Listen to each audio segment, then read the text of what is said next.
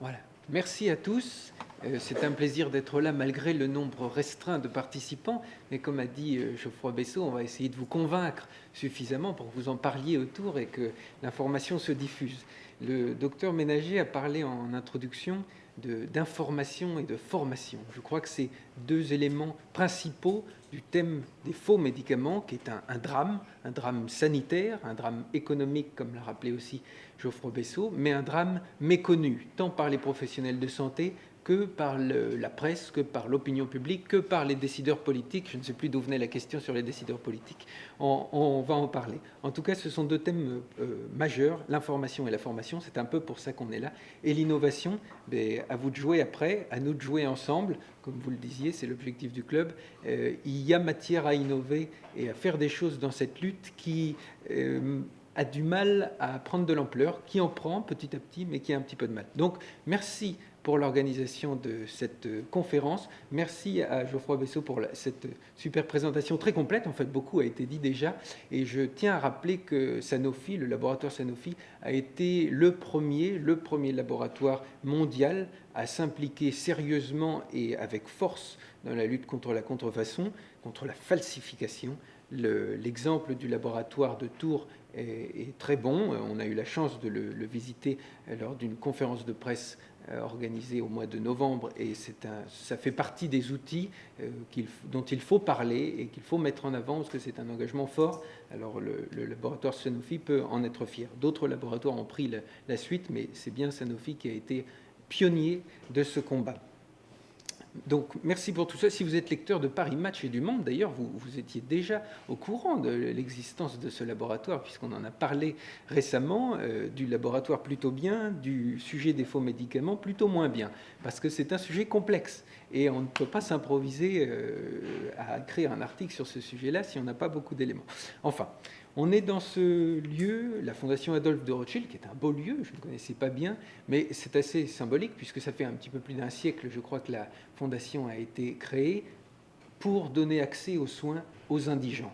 Et ça correspond tout à fait au thème d'aujourd'hui, puisque les faux médicaments frappent tout le monde, M. Bessot l'a dit, dans tous les pays, toutes les classes sociales, mais avant tout les plus pauvres. Le professeur Gentilini, dont on a parlé plusieurs fois, répète toujours que c'est un double crime, un crime contre la santé et un crime social, parce qu'il frappe avant tout les malades les plus pauvres. Lutte contre les faux médicaments, donc beaucoup a été dit, et je vais essayer il va y avoir des redites, je ne m'attarderai pas, et simplement apporter peut-être un autre éclairage ou d'autres éléments. Alors, quelques chiffres que vous avez déjà vus, mais 700 000, au moins 700 000 à 800 000 morts par an dans le monde. C'est ce qu'a dit M. Bessot tout à l'heure. C'est beaucoup, mais ça ne nous parle pas, comme ça, 700 000. 700 000, pour vous donner une idée, c'est plus que le paludisme. En fait, c'est presque 2 fois plus que le paludisme, puisqu'on est tombé à peu près 400 000 morts par an par cette pathologie dramatique qu'est le paludisme. Donc on est sur quelque chose qui tue 2 fois plus, ou quasiment 2 fois plus, que le paludisme. Donc un drame sanitaire majeur. Ensuite, 10% de médicaments falsifiés.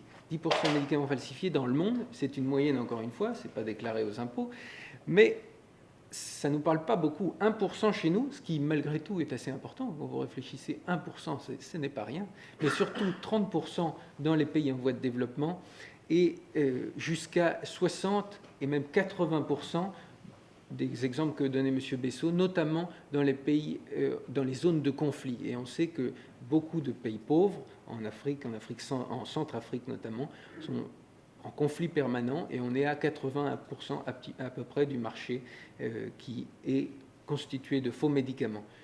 C'est l'Afrique, le continent le plus touché par les faux médicaments. Nous le sommes tous, mais c'est eux, malheureusement les plus pauvres, et les plus touchés par ce fléau qui, comme tous les trafics, naît du terreau de la misère et de la violence, et de toutes les possibilités criminelles en profitent. Il n'y a pas de raison que les faux médicaments n'en profitent pas. Je me permets de me réjouir de 2 choses à ce sujet. D'abord, d'avoir une représentante de l'Afrique, enfin 2 avec monsieur que je ne connaissais pas, mais une représentante de l'Afrique ici, pharmacienne du Bénin, Naval Raimi, qui vous parlera tout à l'heure de l'excellent travail que fait le CHMP pour tout ce qui est sécurité du médicament dans les pays du Sud. Elle en parlera très bien. Merci Naval d'être là. Et c'est important d'avoir des représentants de l'Afrique ici. Et je n'ai pu m'empêcher de remarquer que le club s'appelle Club médical numérique francophone. Francophone. Et c'est important. Il y a beaucoup à faire en francophonie. Vous n'êtes pas sans savoir, en tout cas vous devez savoir, que les pays d'Afrique francophone, d'Afrique de l'Ouest, sont parmi les plus pauvres d'Afrique et parmi les plus touchés par le trafic de faux médicaments. Et le marché de rue de médicaments dont on parle est essentiellement un phénomène ouest-africain, en tout cas d'Afrique francophone. Il y en a bien sûr en Afrique anglophone aussi, et énormément de faux médicaments, mais ça prend des formes assez différentes. Donc c'est important de se battre pour ces pays de qui nous sommes très proches historiquement. Voilà les chiffres. Je finis par Internet, donc je change un petit peu de biais. On sort de l'Afrique, puisqu'il y a quand même moins de faux médicaments sur Internet en Afrique. 50% de faux médicaments sur Internet, c'est considérable. Ça, c'est vrai aussi chez nous. Mais un chiffre supplémentaire, 97% à peu près des sites vendant des médicaments sont illégaux. Donc si vous pensez que 97% des sites vendant des médicaments sont illégaux et 50% des médicaments vendus sont faux, vous avez quand même très peu de chances de tomber sur un vrai médicament, un médicament authentique quand vous allez sur Internet. Donc, pas de médicaments sur Internet. Alors, qu'est-ce que c'est qu'un faux médicament? Parce que finalement, depuis tout à l'heure, on parle de faux médicaments. Encore une fois, M. Besson en a parlé, mais je voudrais insister sur un point. Depuis tout à l'heure, on a entendu contrefaçon, falsification, faux. Nous prônons à la Fondation Chirac l'utilisation désormais d'un seul mot, falsification, médicaments falsifiés, on va dire faux, faux falsifiés, et d'essayer d'éliminer le vocabulaire contrefaçon qui rapporte en quelque sorte à l'idée de propriété intellectuelle, à l'atteinte d'un brevet. C'est un problème légitime, mais qui est différent. C'est un problème qui doit être traité, mais différemment et pas par les mêmes instances. Le faux médicament, c'est le médicament qui tue. On se préoccupe de l'atteinte à la santé publique et pas de l'aspect de propriété intellectuelle, même si, encore une fois, c'est un problème qui existe. Donc, on parle de faux. Même l'OMS, qui, je vous le raconterai, sort les rames sur ce sujet-là depuis des années, parce qu'ils ont du mal à avancer et à faire des choses concrètes, même l'OMS, depuis un an maintenant, depuis le mois de mai 2017, a décidé d'éliminer le mot contrefaçon de son vocabulaire pour ne plus parler que de médicaments falsifiés et sous standard. Donc, un faux médicament, qu'est-ce que c'est? C'est un médicament qui a un principe actif, mais pas adapté, surdosé, sous-dosé ou complètement différent. C'est-à-dire qu'on vous annonce tel médicament et en fait, il y a autre chose dedans. Surdosé, c'est une réalité. Hein. On a trouvé des antidiabétiques, donc 200 fois surdosés. On ne sait pas pourquoi ils font ça. Pour le trafiquant, ça n'a pas d'intérêt, mais c'est tellement rentable qu'ils n'ont pas à se poser de questions. Tout ce qui vient, tout ce qu'ils ont sous la main, on fait un faux médicament, toc, et parfois ça donne un antibiotique de 200 fois surdosé. Imaginez un diamicron 200 fois surdosé, entre quatre planches, c'est terminé, suivant. Il n'y a pas d'autre choix. Donc, une molécule, mais qui n'est pas la bonne ou qui n'est pas bien dosée.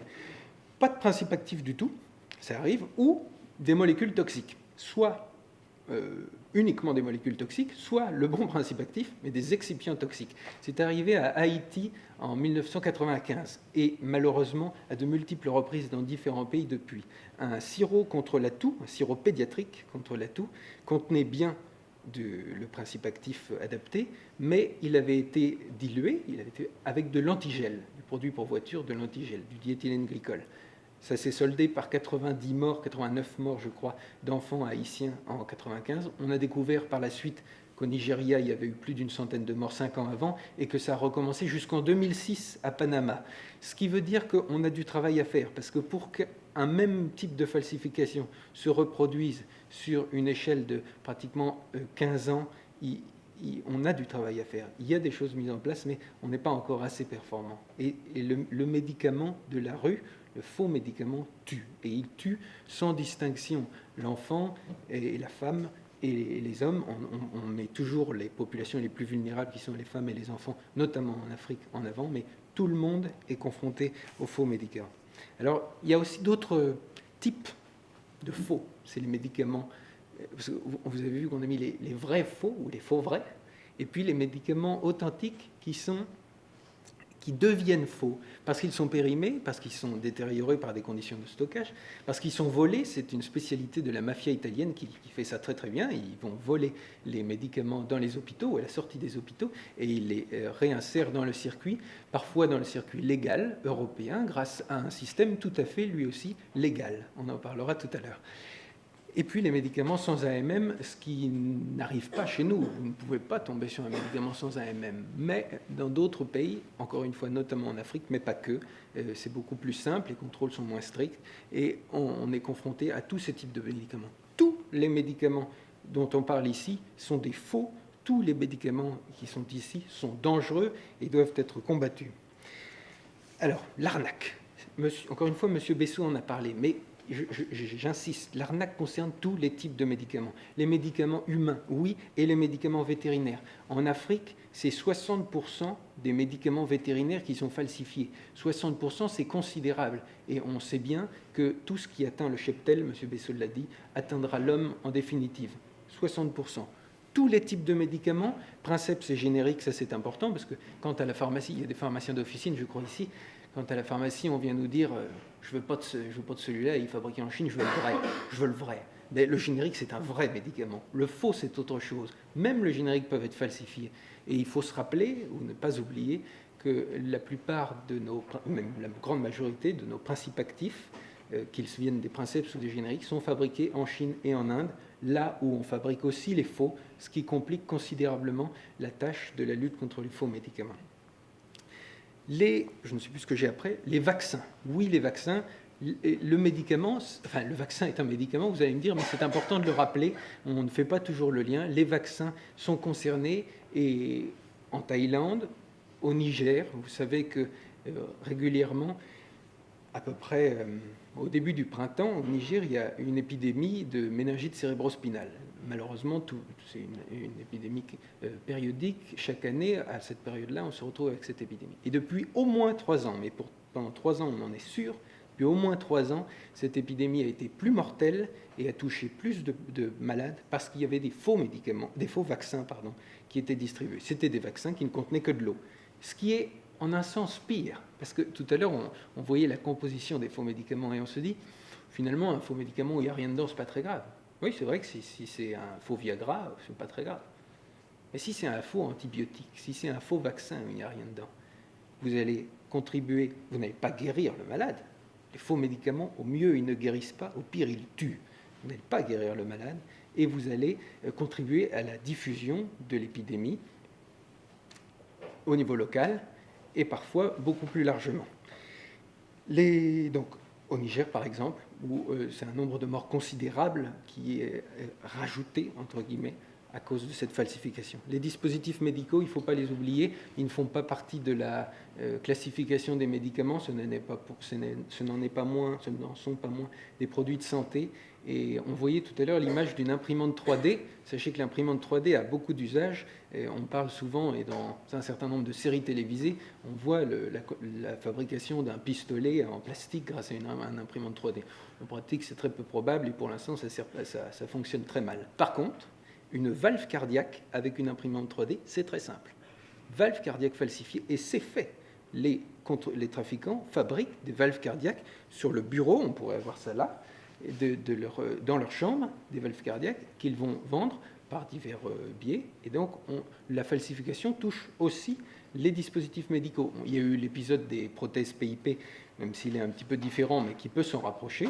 Et aux États-Unis, il y a aussi des prothèses de hanche qui ont été falsifiées, c'est-à-dire que vous n'aviez pas le bon matériau pour qu'elles soient moins chères. On avait un matériau différent qui va être corrosé par la mise dans le corps au bout de beaucoup plus rapidement, qui va se rompre s'il y a un choc beaucoup plus rapidement. Donc les dispositifs aussi. Et puis, oui, M. Bessot a raison, encore une fois, je le cite toujours, mais parce qu'il a fait une excellente présentation, les faux médecins, les faux pharmaciens, les faux professionnels de santé au sens large, les charlatans,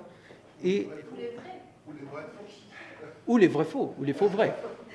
Mais les faux, en Inde notamment, on découvre des médecins, entre guillemets, en tout cas des gens qui se disent médecins, qui ont leur plaque médecin, qui exercent depuis 15 ans Depuis 15 ans, ils exercent comme médecins généralistes sans aucune formation.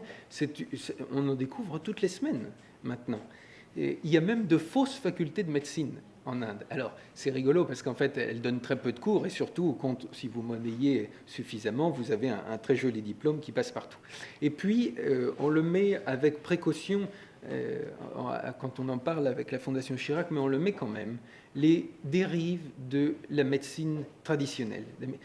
C'est un sujet épineux en Afrique notamment, et on a du mal à parler de la médecine traditionnelle, mais il faut en parler. Il y a des bonnes choses dans la médecine traditionnelle, mais il y a des dérives, et des dérives majeures. C'est une sorte de falsification, en tout cas c'est une arnaque.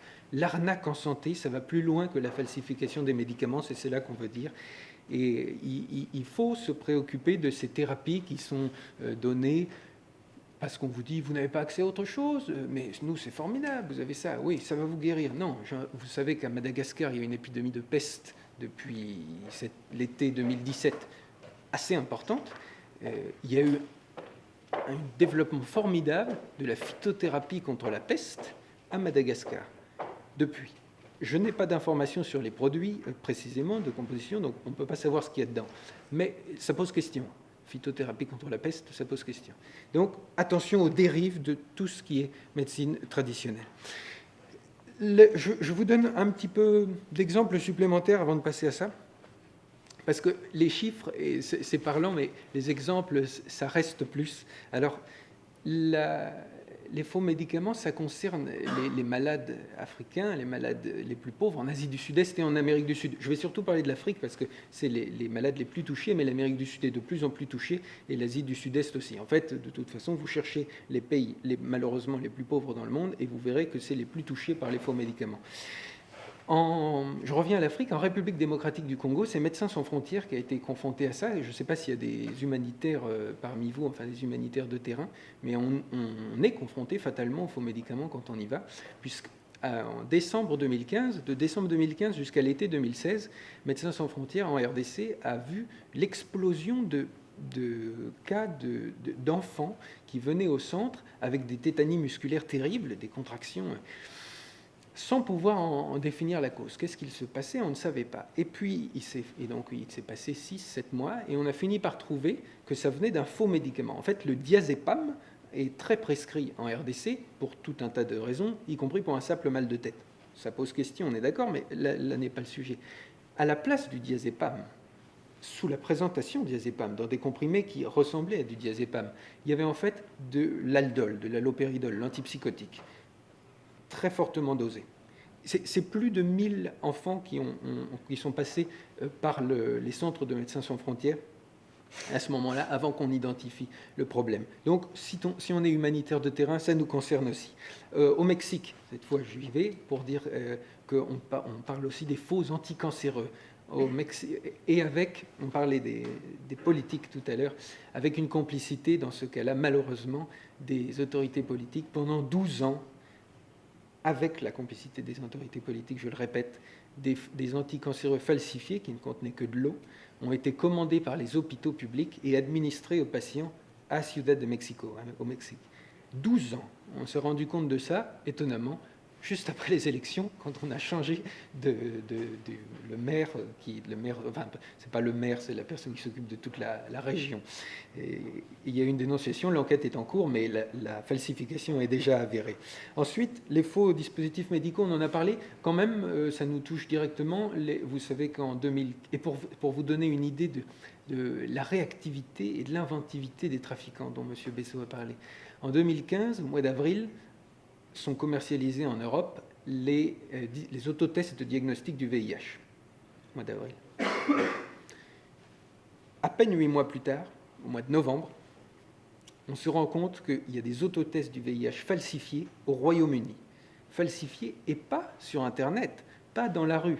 Les trafiquants avaient réussi à pénétrer les structures de charité, toutes les organisations caritatives qui donnaient ces autotests. C'est très bien vu de la part des trafiquants. Parce que d'abord, ils ont réagi très vite, et c'est très bien vu parce que l'organisation caritative connaît moins bien le circuit de distribution, et elle a forcément besoin d'un produit pas cher, parce qu'elle le donne gratuitement, mais elle n'a pas beaucoup de sous. Et donc, ils ont réussi à infiltrer ces structures-là. Vous imaginez les conséquences pour la personne, mais pour l'entourage, pour l'éventuel conjoint ou les partenaires. Les médicaments vétérinaires, j'en ai parlé. Encore une fois, l'inventivité, et on parle beaucoup de nouvelles technologies, et dans ce club, je crois, alors parlons-en. On a besoin de gens qui s'occupent des nouvelles technologies de manière positive, parce que les trafiquants s'en servent très bien de manière négative. En Espagne, l'année dernière, c'est pas très loin de chez nous cette fois, il y a eu un réseau démantelé de trafic de faux médicaments pour permettre d'avorter, des abortifs. Le débat sur l'avortement est un petit peu compliqué pour la société espagnole qui l'autorise, mais c'est un débat qui pose question. Et donc, il y a un certain nombre de jeunes femmes qui se retrouvent dans des situations compliquées, qui ont besoin de se faire avorter, qui pourraient aller dans le circuit légal, mais bon, pour d'autres considérations, elles vont essayer de le faire de manière plus secrète. Et des trafiquants, ils étaient simplement 3, ont réussi à mettre en place un trafic où ils avaient fabriqué des faux médicaments. Ils étaient très présents sur les réseaux sociaux, et justement sur WhatsApp, on parlait de WhatsApp tout à l'heure, attention aux réseaux sociaux, où ils avaient même fourni le numéro WhatsApp, le numéro de téléphone, un portail pour commander, etc. Et ils donnaient des conseils de posologie, ils donnaient des conseils aux jeunes femmes qui achetaient ces médicaments. C'est-à-dire que si la jeune femme allait sur Internet, elle voulait commander son abortif, elle pouvait appeler, et il y avait un des 3 qui était dédié à la réception des appels téléphoniques pour dire oui, vous prenez tant de comprimés, machin, sur tant de temps. Donc on va dans un degré de tromperie criminelle qui est inimaginable. C'est bien plus loin que le trafic de drogue où l'usager sait que la drogue est mauvaise pour lui. Il en a besoin, mais il sait qu'elle est mauvaise pour lui. Là, on va non seulement tromper un malade qui se soigne, mais en plus, on va jusqu'à lui donner les conseils en lui disant « Mais oui, allez-y, c'est formidable, vous allez être soigné tout de suite ». C'est une tromperie criminelle, vraiment. Je parle de l'Europe beaucoup. Voilà un petit aperçu des différents points sur lesquels on a vu des faux médicaments. C'est parfaitement incomplet. On en a trouvé beaucoup plus et dans différents endroits. Mais je veux vous montrer que la France n'est pas épargnée. La France est le seul pays, et M. Bessel l'a dit, à ne jamais avoir retrouvé de faux médicaments dans son circuit légal. S'il y a bien un truc dont on peut se féliciter en tant que Français professionnel de santé, et pharmacien qui plus est, pour ceux qui sont pharmaciens, c'est ça. On doit en être fier. On est le seul pays du monde à ne pas avoir de faux médicaments dans le circuit légal. C'est pas pour rien, il y a des raisons, on en parlera, mais il faut en avoir conscience. C'est pas pour ça qu'on est complètement à l'abri des faux médicaments, puisqu'Internet fonctionne aussi en France, et on peut aussi effectivement commander des faux sur Internet, ou alors on sert de plaque de relais.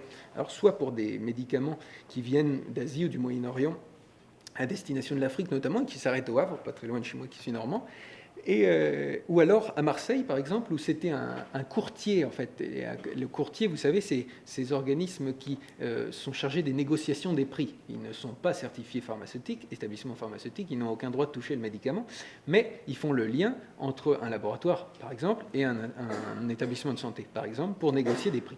Bon, il y avait un courtier niçois qui a falsifié, qui a arrangé, qui a fait une négociation pour un faux laboratoire chinois qui vendait au Royaume-Uni du Plavix, clopidogrel, on n'est pas sur du Viagra, du Plavix, et du Zyprexa, antipsychotique, dans les pharmacies du Royaume-Uni. Et là, on parle de milliers de doses. Ça date de 2009, cette affaire. Le procès a tardé, mais ça date de 2009. Les pharmacies en Europe sont touchées. Donc le Royaume-Uni, vous allez me dire, c'est les anglo-saxons, c'est un circuit particulier, tout à fait d'accord. Mais les Allemands, Deutsche Qualität, ils sont touchés aussi. Oui, ils sont très forts. On dit toujours que l'Allemagne est formidable, sauf que pour les médicaments, ils sont à la fois formidables et moins formidables, parce que l'Allemagne a libéralisé beaucoup son circuit du médicament pour des raisons purement économiques, qui sont défendables par ailleurs, mais ils ont oublié de prendre en compte la santé publique. Alors, il faut savoir que ce dont je vais vous parler là est tout à fait légal, et tous les pays d'Europe peuvent le faire. En vertu du principe de libre-échange, vous pouvez pratiquer les importations parallèles. C'est-à-dire, vous achetez un médicament dans un pays où il n'est pas très cher. Par exemple, la France, l'Espagne, l'Italie, la Bulgarie, la Roumanie. Et vous allez le revendre dans un pays où ce médicament est vendu plus cher, où il a été négocié plus cher, notamment l'Allemagne, puisque les prix des médicaments en Allemagne sont bien supérieurs à ceux de la France. C'est tout à fait légal, sauf qu'à la frontière, il faut quand même qu'il se passe quelque chose. Vous ne pouvez pas amener une boîte en roumain à un patient allemand. Il ne va pas en vouloir, puis c'est illégal.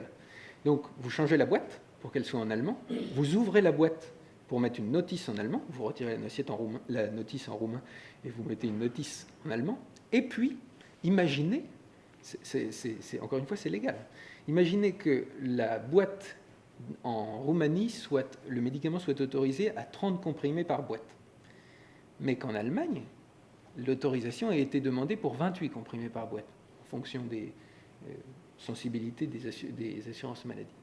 Eh bien, vous avez le droit de prendre le blister dans la boîte, le couper au ciseau pour enlever les 2 comprimés de trop, vous les balancez, vous en faites ce que vous voulez, vous remettez dans la boîte, vous fermez, vous allez vendre ça en Allemagne. Ça paraît complètement aberrant, mais c'est légal.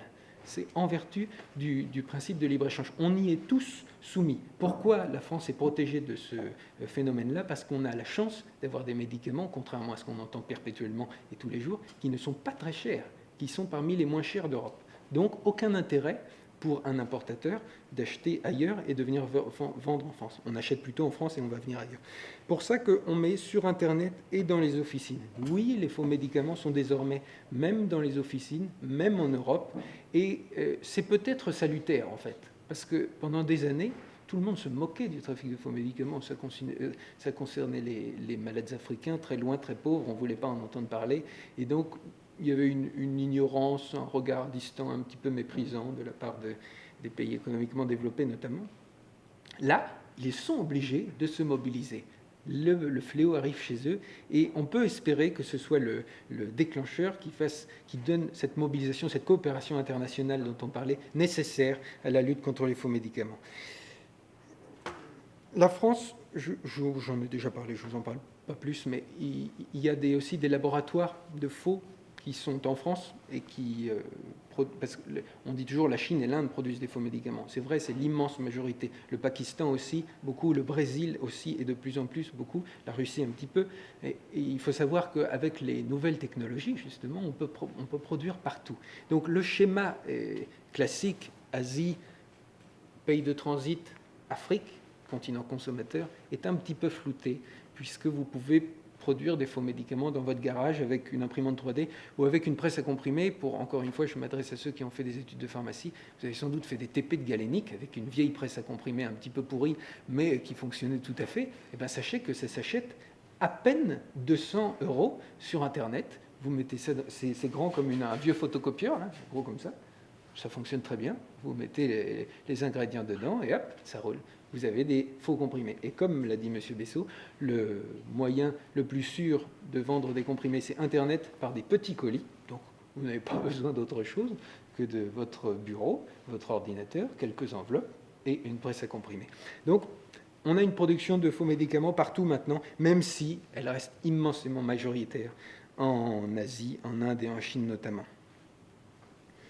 Les États-Unis sont confrontés, et de plus en plus, aux faux médicaments. Ils le traitent d'une manière particulière, mais la première raison, c'est leur système de couverture sociale, qui est à peu près inexistant. Sachez, pour information, ça n'a rien à voir, mais que la France consacre entre 10 à 12% de son PIB aux dépenses de santé, pour une couverture sociale remarquable.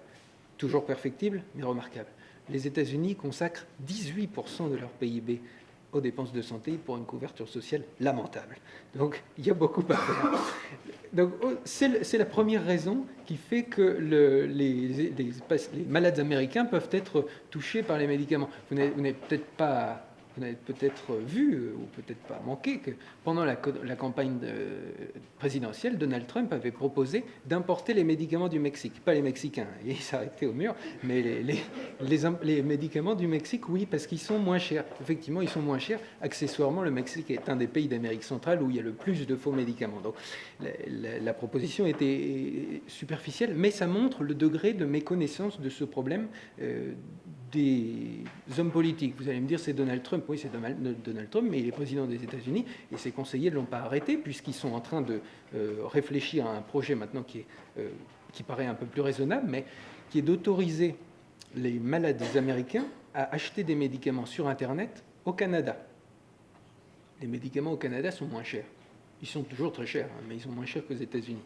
Donc ils veulent autoriser l'achat par Internet sur des pharmacies canadiennes. Comment vous savez que la pharmacie est canadienne? C'est écrit .ca, il y a le drapeau, la feuille d'érable. Il y a des études sérieuses qui ont été faites qui montrent que si vous êtes malade canadien, que vous achetez sur une pharmacie officielle canadienne, vous avez toutes les chances d'avoir un médicament canadien. Bon, ça ne fonctionne pas trop mal. Si vous êtes américain, que vous allez acheter sur la même pharmacie en ligne, ça passe par un circuit différent, vous êtes rerouté, on considère que vous êtes américain, et hop, on va vous faire venir des médicaments qui viennent de Chine ou d'Inde, ou des faux médicaments.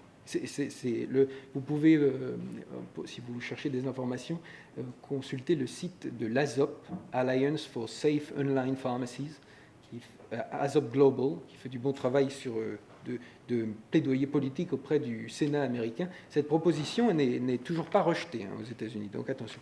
Et donc on arrive à des données, encore une fois pour remettre en perspective, assez importantes, plus de morts dans certains États que les accidents de la route. On va très très loin. Alors, les États-Unis, on ne peut pas parler des États-Unis sans parler de Prince, qui est mort en 2016. Alors ça date un tout petit peu maintenant, mais vous connaissez tous Prince. Prince est mort. Dans les journaux, on nous a mis ça en gros titre. Prince a fait une overdose, qui ne veut strictement rien dire, puisqu'on ne sait pas d'une overdose de quoi. Et puis 2-3 mois après, on a compris de quoi a été l'overdose. Et ce n'était pas de l'héroïne, c'était un faux médicament, un faux antidouleur. Prince est mort d'un faux médicament. Donc, c'est l'exemple type pour montrer que nous sommes tous concernés.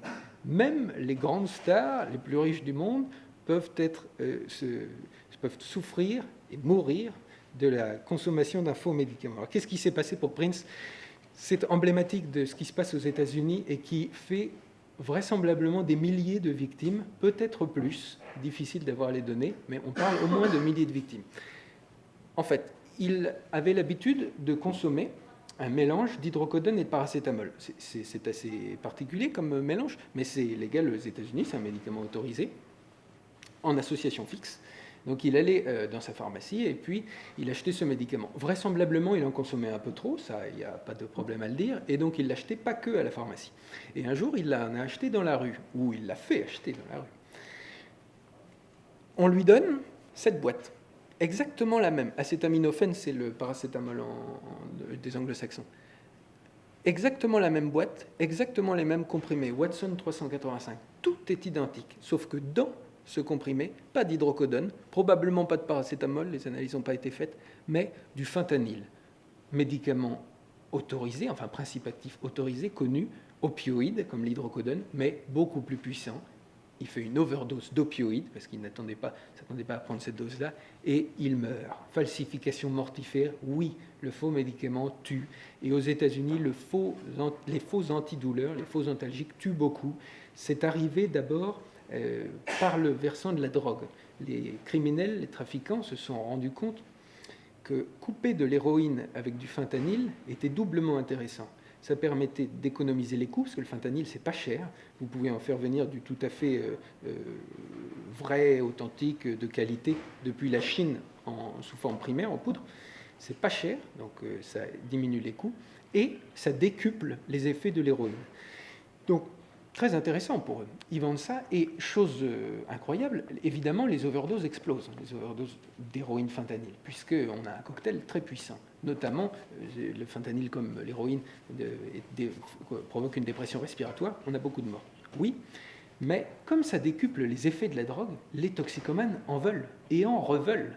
Et bon, on avait un professeur de pharmacologie à Rouen qui disait « et ils en usent et vite ils en abusent ». C'est exactement ça. Ils usent leur drogue et vite ils en abusent, ils en consomment de plus en plus, même si elle est mortelle, mortifère. Alors, les trafiquants ne s'arrêtent pas, ils coupent de plus en plus, ils mettent de plus en plus de fentanyl, ça marche, c'est demandé, et puis ils vont jusqu'à apporter autre chose, du carfentanyl. Le carfentanyl, on y est moins familier en général, puisque c'est le fentanyl des éléphants.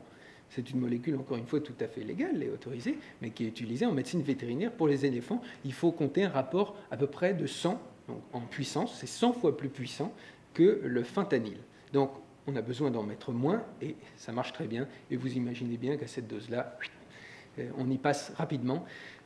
il faut voir les images. Je n'avais pas de droit sur les images, donc je ne vous les montre pas, mais de plus en plus, les forces d'intervention américaines, que ce soit le SAMU ou les forces de police, l'équivalent du SAMU ou les forces de police, quand ils sont appelés sur une scène d'overdose, quelle qu'elle soit, ils vont en combinaison quasiment nucléaire, respiration artificielle, les grosses combinaisons de cosmonautes. Là. Pourquoi? Parce qu'à cette dose-là, le fentanyl, qui normalement n'est efficace qu'ingéré, à cette dose-là, si vous l'inhalez ou si vous en avez sur la peau, il y en a un petit peu qui passe, et c'est tellement puissant qu'il y a des risques. Et il y a eu des overdoses d'opioïdes, heureusement non mortelles pour l'instant, de soignants ou de gendarmes qui allaient sur le terrain s'occuper d'une overdose, qui ne faisaient pas attention. Ils ont l'habitude que ce soit de l'héroïne, ils poussent ça, ou ils y touchent, ou ils ramènent ça comme une pièce à conviction, mais à main nue.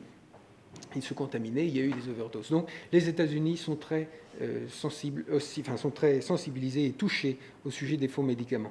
Donc les faux médicaments, c'est ça, beaucoup. Internet, on en a parlé beaucoup avec M. Bessot, mais je répète, parce que j'ai beaucoup parlé de l'Europe et des États-Unis dernièrement, que c'est avant toute chose ça.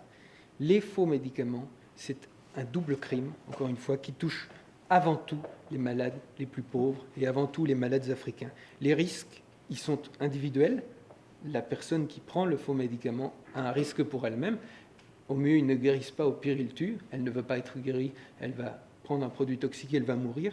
Mais les risques sont collectifs par la falsification des antibiotiques ou des antirétroviraux, puisque les médicaments de traitement du VIH, SIDA, sont de plus en plus falsifiés aussi. Si vous avez de faux médicaments, vous allez contribuer à la propagation de l'épidémie. En 2015, au mois d'avril 2015, c'est assez récent, mais depuis, il n'y a quand même pas eu grand-chose de fait. Un journal scientifique américain, qui est le journal scientifique de maladies tropicales et d'hygiène, American Journal of Tropical Medicine and Hygiene, qui est un journal scientifique reconnu aux États-Unis, a fait une étude sur les faux médicaments et les conclusions des auteurs. Il s'intéressait aux antipaludiques, aux antituberculeux et aux anti-VIH. Les conclusions des auteurs, c'était que le fléau des faux médicaments pourrait compromettre des décennies de progrès contre ces pathologies majeures. C'est une réalité et l'ONU-SIDA s'est récemment mobilisé par le biais d'un projet qui démarre peut-être avec la francophonie, parce qu'il s'inquiète, malgré les bons résultats du VIH, du traitement du VIH, 2 fois moins de morts cette année, en 2016, par rapport au pic de 2005. On a beaucoup progressé, mais ça pourrait être mis en question. Donc, les faux médicaments, ça nous concerne tous.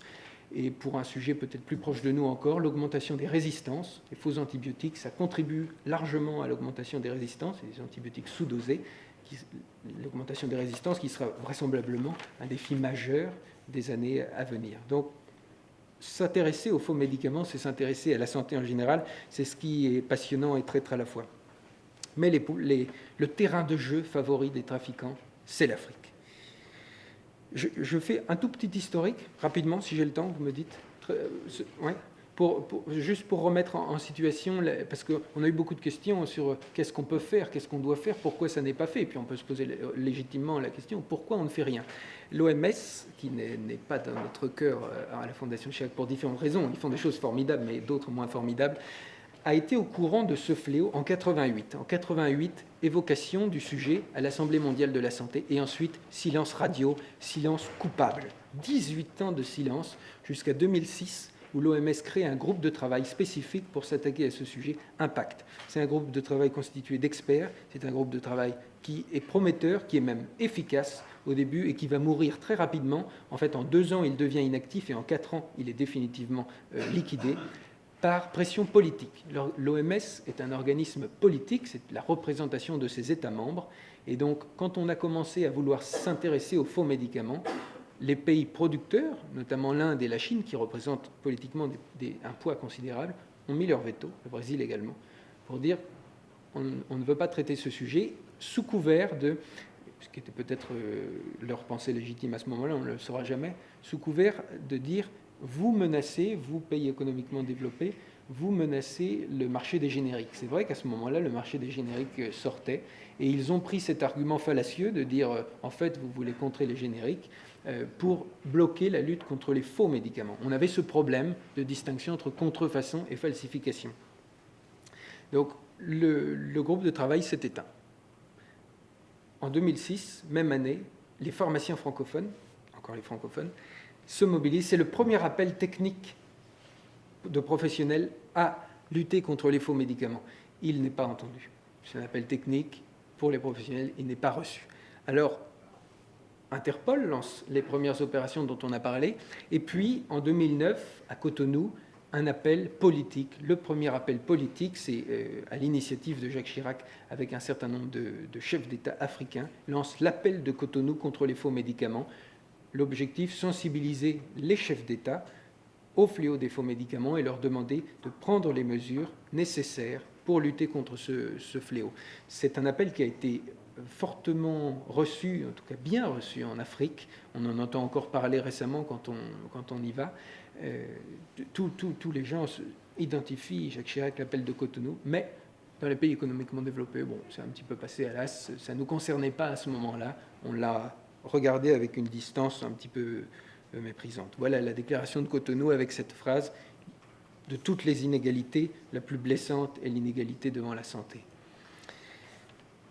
Ça, c'est illisible, c'est simplement pour vous montrer toutes les déclarations et c'est pour vous donner une idée de tout ce qui a été fait au niveau politique, effectivement, d'appels politiques pour mobiliser les décideurs. Il y en a des choses, mais finalement, qu'est-ce que ça a donné sur le terrain? Pas grand-chose. C'est important, hein. Il ne faut pas négliger l'importance des appels politiques. Ils sont importants, mais ils sont nécessaires, mais pas suffisants, on va dire. On a besoin de réalisations concrètes sur le terrain qui n'arrivent pas pour l'instant, sauf quelques éléments plus importants peut-être que j'ai mis en rouge et dont on va parler tout de suite, pour finir quand même avec le discours d'Emmanuel Macron à Ouagadougou.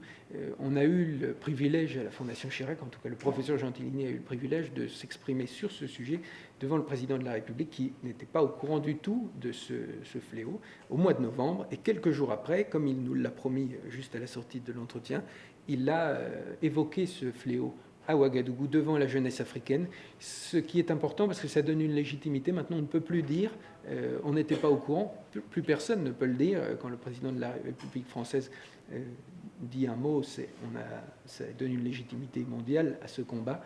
Donc on peut dire que les élites politiques sont sensibilisées, en tout cas elles sont en cours de sensibilisation, mais qu'elles sont au courant et qu'il faut se mobiliser maintenant.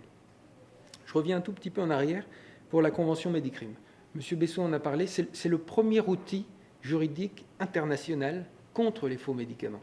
Parce que l'ONU ou l'OMS, qui aurait dû être à l'initiative d'une telle convention, reste silencieuse. Alors le Conseil de l'Europe c'est 48 États, hein, ce n'est pas les 28 États de l'Union, et ils prennent cette initiative qui est assez solidaire au départ, puisque en 2010 encore, on est très peu concernés, nous Européens, par les faux médicaments, de créer une convention internationale ouverte, c'est-à-dire que tout le monde peut la signer, les pays membres du Conseil de l'Europe et les pays non membres. Elle est ouverte à l'ensemble du monde pour proposer un outil qui va harmoniser les législations, permettre de lutter.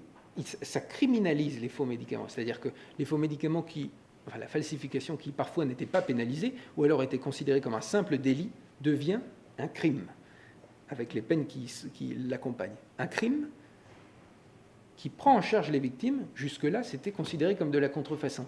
Vous n'ignorez pas que dans la contrefaçon, celui qui achète de la contrefaçon est considéré comme complice, receleur. Vous achetez un faux médicament, vous étiez potentiellement mis en accusation.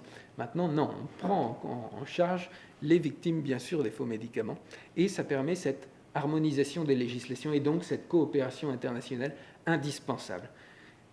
Elle est ouverte à la signature en 2011, la Convention Médicrime, et elle n'entre en vigueur qu'en 2016. Seulement 5 États l'ont ratifiée à cette époque. C'est la Guinée-Conakry, encore une fois l'importance de l'Afrique dans la lutte contre les faux médicaments. La Guinée-Conakry, le 5e pays à ratifier la Convention, permet qu'elle entre en vigueur. Depuis, les choses se sont accélérées, de toute façon, globalement, comme la prise de conscience de la maladie, la prise de conscience du fléau. Ça commence, ça arrive dans la presse, ça arrive chez les chefs d'État, et on a désormais 27 signatures et 11 ratifications. Pour qu'une convention entre en vigueur dans un pays, il faut qu'elle soit ratifiée, et que le pays veuille la mettre en vigueur. Donc la signature, c'est bien, mais c'est symbolique. La ratification, c'est essentiel. 11 pays seulement. Sur l'ensemble du monde, quand on pense que M. Besson nous disait que 123 pays avaient participé à l'opération policière Pangea l'année dernière. C'est ridicule. L'engagement est trop faible, on a besoin de plus. Même si, encore une fois, encore l'Afrique francophone, c'est le Burkina Faso qui devient le 10e pays à ratifier la Convention, qui permet, comme c'est écrit dans les textes, la constitution d'un comité de suivi de cette Convention. Ça va être créé d'ici la fin de l'année. C'est obligatoire dans les textes, qui permettra de donner une assistance juridique et opérationnelle et technique aux pays ayant ratifié pour qu'ils puissent mettre en œuvre les dispositions de la Convention sur le terrain. Parce que malheureusement, la plupart des pays ayant ratifié la Convention n'ont pas les moyens sur le terrain de mettre en œuvre les dispositions de la Convention. La Guinée, le Burkina Faso, l'Arménie, l'Albanie n'ont pas malheureusement les moyens de lutter efficacement contre les faux médicaments. Donc ils ont besoin de cette aide du Conseil de l'Europe qui arrive. Mais c'est cet outil qui est le premier, mais qui reste à ce jour le seul à permettre, à favoriser la coopération internationale contre les faux médicaments. Et c'est cet outil qu'on essaye de promouvoir au plus haut niveau à la Fondation Chirac. Je n'en ai pas parlé. L'objectif principal de la Fondation reste celui qui avait été avec l'appel de Cotonou, la sensibilisation politique.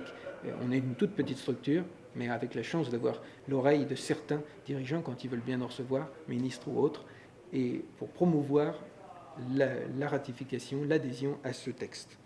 Voilà la Convention Médicrime. Alors les opérations policières, oui, les opérations policières comme Pangea sont nécessaires, c'est certain. Elles sont efficaces, mais elles sont insuffisantes. D'abord parce que Pangea se déroule pendant 1 semaine par an. Ça veut dire que si vous êtes trafiquant, pendant 51 semaines, vous trafiquez, puis pendant 1 semaine, vous arrêtez. Bon, ils ne sont pas au courant, évidemment, que la semaine arrive, mais bon, pendant 9 ans, ça a été toujours au mois de mai. Enfin, ils ont mis au mois de septembre. Ça pose question quand même. Toujours au mois de mai, évidemment, on devait commencer à se douter quand on était trafiquant. Mais non, mais il n'empêche que c'est très efficace et que c'est essentiel et que c'est la seule initiative policière globale qui permet de lutter contre les faux. Donc, ce sont des éléments efficaces. Mais ça s'intéresse surtout à la vente sur Internet, Pangea. Donc, c'est quand même plutôt pour les pays économiquement développés. Et ça pose des problèmes quand ça arrive en Afrique, parce que c'est pas très adapté. En fait, la prise de conscience des hommes politiques fait qu'on a envie d'y répondre directement, et la réponse la plus directe qu'on peut donner à un criminel, c'est la police. On mobilise la police et on dit on y va, surtout quand le marché est à ciel ouvert. On envoie les troupes, dégager le marché. Ça s'est passé à Cotonou à plusieurs reprises, à Abidjan récemment et malheureusement à plusieurs reprises. Oui, on vire tout le monde, on récupère les faux médicaments, on emprisonne les femmes notamment, parce que ce sont surtout des femmes qui revendent les faux médicaments.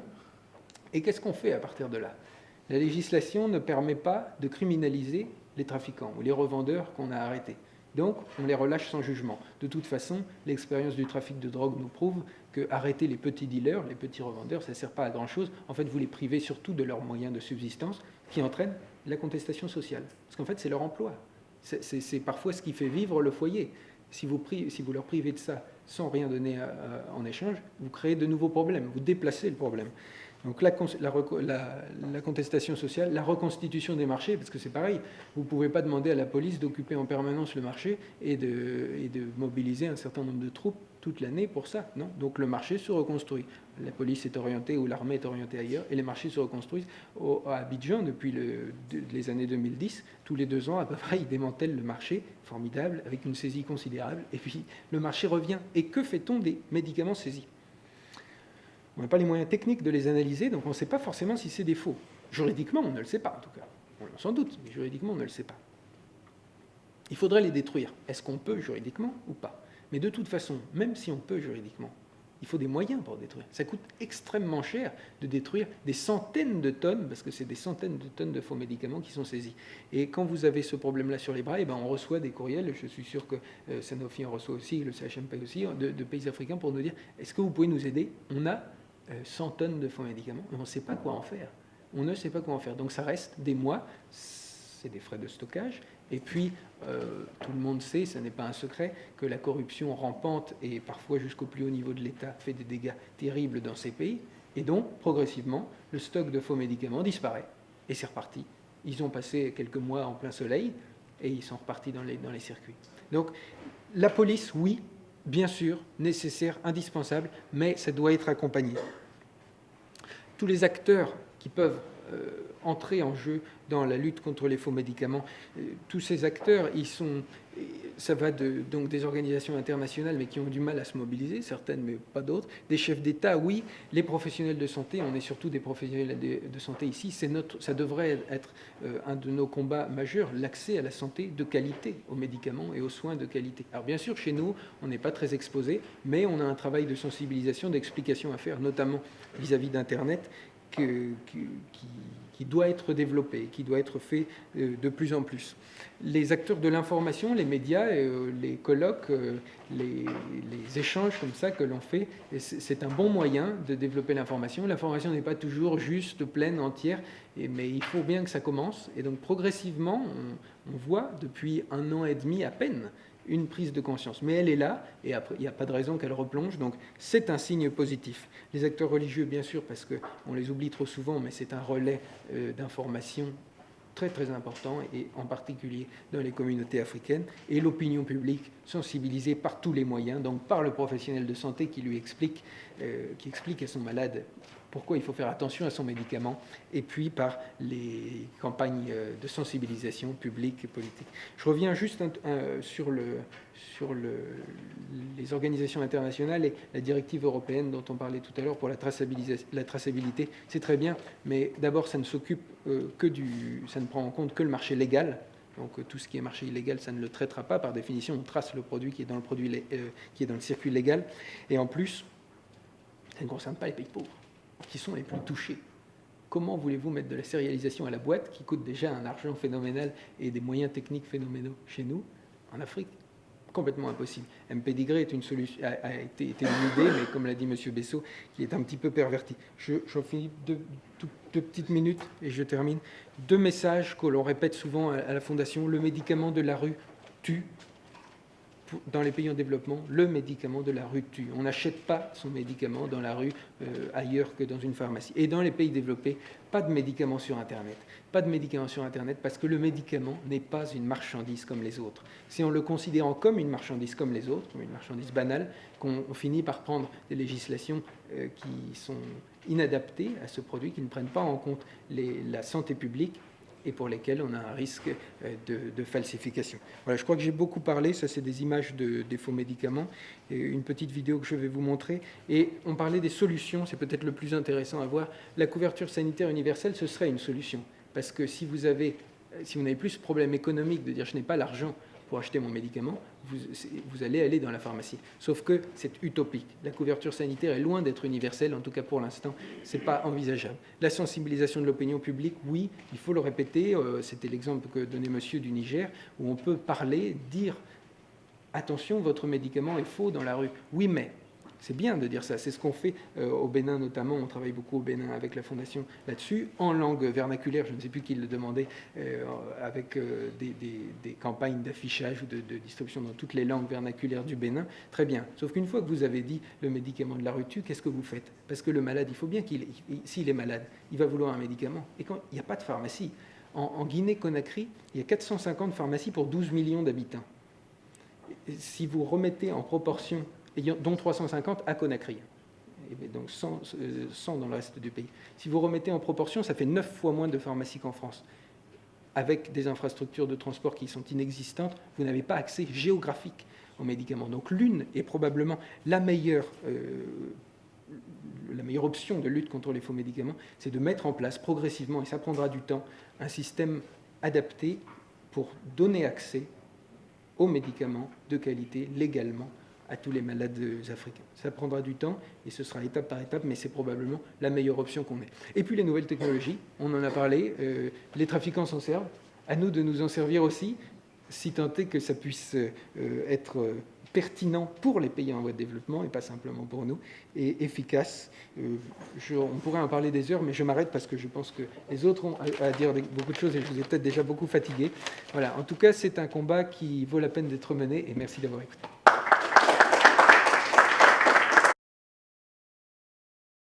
Bonne arrivée la famille. Aujourd'hui, on a le plaisir d'accueillir les Magic System qui vont nous interpréter leur dernier tube a cappella. L'Afrique tu l'as aimé oh, mais peut-être pas la guitare oh, y a peut-être plus d'espoir. Oh, arrêtez tout. Vous voyez comme certaines personnes peuvent avoir des propos dangereux et se faire passer pour de vraies personnes? C'est comme les faux Magic System, là. Les faux médicaments, c'est la même chose. Ils sont dangereux. Alors, n'achetez jamais vos médicaments dans la rue. Le médicament de la rue tue. Chaque année, les faux médicaments tuent 700 000 personnes. Mobilisons-nous sur le médicament de la rue tue.